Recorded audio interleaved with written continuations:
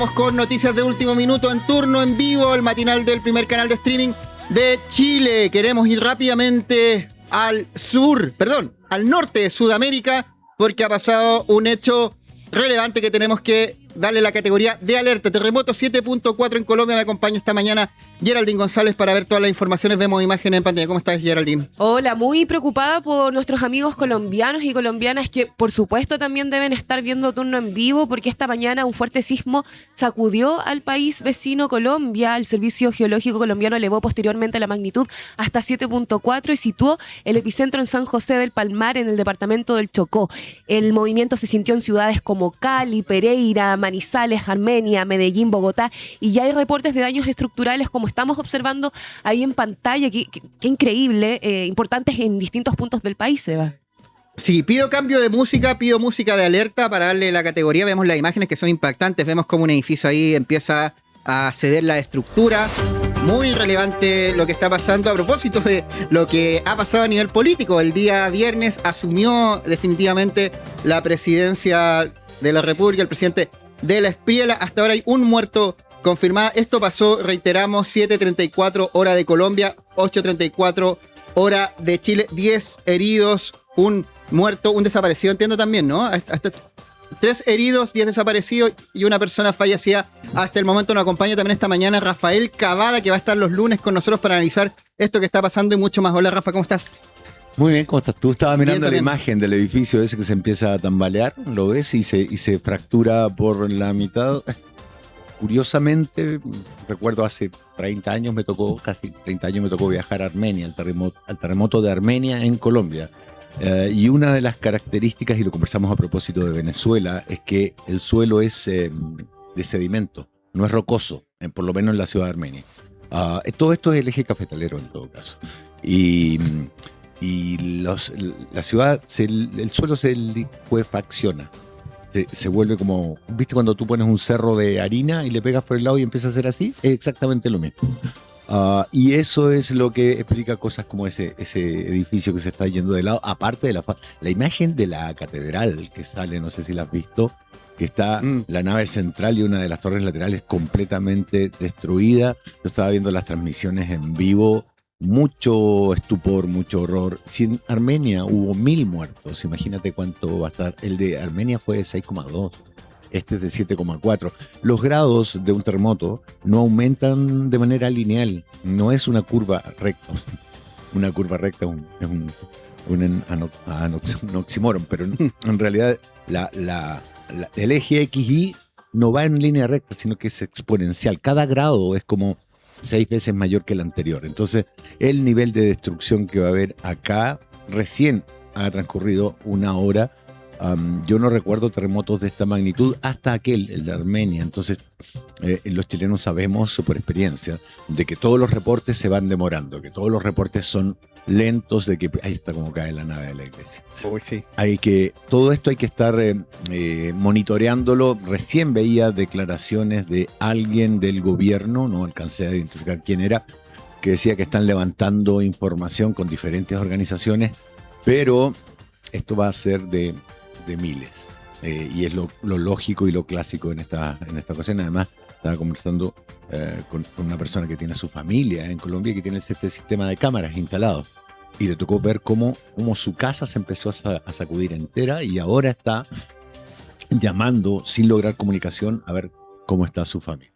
El Servicio Hidrográfico y Oceanográfico de la Armada del Choa comunicó que las características del sismo no reúnen condiciones necesarias para generar un tsunami en las costas de Chile. Eso también para que lo tengamos claro, la gente que acá nos ve en el Pacífico Sur, quizás nos ven también en Perú, en Ecuador, pero para que lo tengamos en cuenta. Y bueno, Rafa, tú estuviste... Sí, ojo, que esto se sintió en Ecuador, Panamá, y según el CHOA, el movimiento no reúne las características necesarias para generar un tsunami en las costas de Chile. Para toda la gente acá chilena, nuestros vecinos, nuestros turinos y turinas. 107 kilómetros es muy profundo.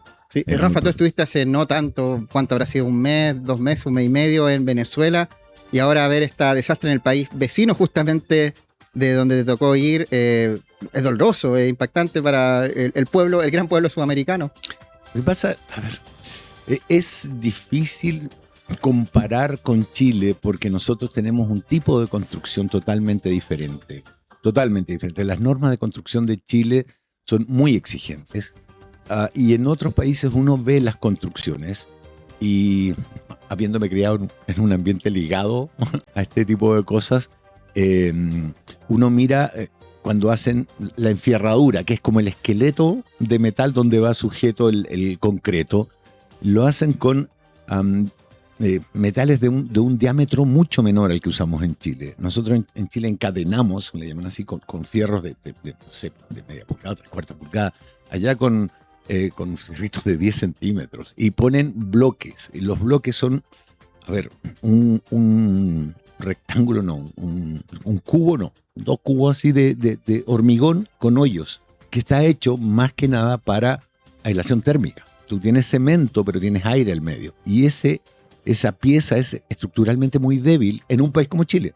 En países donde no existe eso, tienes aislación térmica, tienes la pared, le pones por fuera una capa aislante a la lluvia y ya tienes, o por dentro, y ya tienes una casa. Acá en Chile eso no es considerado seguro. Entonces, tanto en Venezuela como en Colombia, como en partes de Argentina, ese tipo de construcción, en Brasil, ese tipo de construcción no es que sea frecuente, es lo habitual.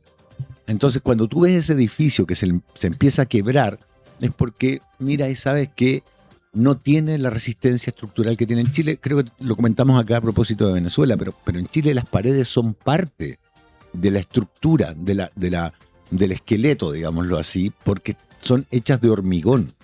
Entonces están las vigas, las columnas y las paredes para soportar esto. Es más rígida, pero sobre todo en edificio de altura nosotros construimos amortiguadores sísmicos, grandes pilotes hacia abajo. Allá nada de eso existe. Entonces es súper doloroso porque uno sabe que construyen de acuerdo a su propia realidad, pero que a veces, las cosas se escapan del margen. Pasó con Venezuela, ahora pasa con Colombia. El nivel de destrucción es altísimo, por suerte, y por lo que hemos sabido hasta ahora, no ocurrió lo mismo que en La Guaira, donde edificios completos se desplomaron por problemas de construcción o de localización. Pero en Colombia, y lo digo con mucha pena, va a haber muchas personas fallecidas. Y justo en un momento que Colombia está viviendo un cambio de régimen, permíteme ocupar esa palabra, en la situación política. Y acá también es paradójico porque el epicentro fue en la zona cerca de San José de Palmar, Chocó, en el oeste, y está más cerca de Cali que de Bogotá. Y eso justamente a propósito del cambio de mando que ocurrió el día viernes, donde el presidente Gustavo Petro dejó el gobierno y asume el nuevo presidente Abelardo del Espriella, justamente no en Bogotá, en Cali. Entonces, justo hoy día vamos a tocar este tema, Rafa, y justo horas antes pasa este terremoto. Entonces, a ver, no quiero basarme en la realidad y en que las cosas son coincidencias, pero curioso que un terremoto de características telúricas también ocurra a nivel político. Sí, bueno. Yo ya estoy imaginándome la cantidad de gente que esto hace decir que esto es una señal de Dios, cosa con la que yo discrepo absolutamente, digamos. Pero estaba pensando en las oportunidades que presenta una tragedia como esta. Y ojo, esto no tiene nada que ver con aprovechamiento político, tiene que ver con el despliegue. A lo largo de una decena, si se quiere, centenar de desastres de diferente tipo en Latinoamérica y en otras partes del mundo también, un gobierno se pone a prueba. Quizá el mejor ejemplo sea el gobierno de Sebastián Piñera para nosotros, que en el proceso de reconstrucción hizo una gestión increíble. Yo recuerdo haber hecho reportajes sobre aquello, y la realidad era que el proceso de reconstrucción en Chile fue súper bien. Hubo una muy buena evaluación del tipo de daño en el tipo de casa y qué tipo de solución había que darle. Y se implementó, yo creo que con una tasa de éxito enorme. En otras ocasiones, un desastre, cuando pone a prueba un gobierno, lo dejan ridículo. No voy a dar ejemplos, pero todos sabemos que si tú tienes una mala respuesta ante un desastre, un terremoto, una inundación, no sé, un volcán, lo que sea, la gente inmediatamente la pida al gobierno. Es cierto, los primeros días siempre hay reclamos, y siempre los va a haber, porque todo el mundo quiere ayuda que no siempre puede llegar porque los recursos son escasos y en caso de un desastre ahí sí que las necesidades son infinitas. Pero para Espriella se presenta acá una oportunidad, ya que él es empresario, de hacer una labor de recolección de datos, evaluación de daños, diseño de políticas espectacular para un empresario. Y voy a hacer de nuevo el paralelo con Sebastián Piñera, que supo gestionar eso increíblemente, pero no pudo gestionar el estallido social. No pudo porque se escapaba a las lógicas normales. Y en un país con una política tan compleja como la colombiana y con una realidad donde no es solo la política compleja, tú tienes el problema del narco siempre como un...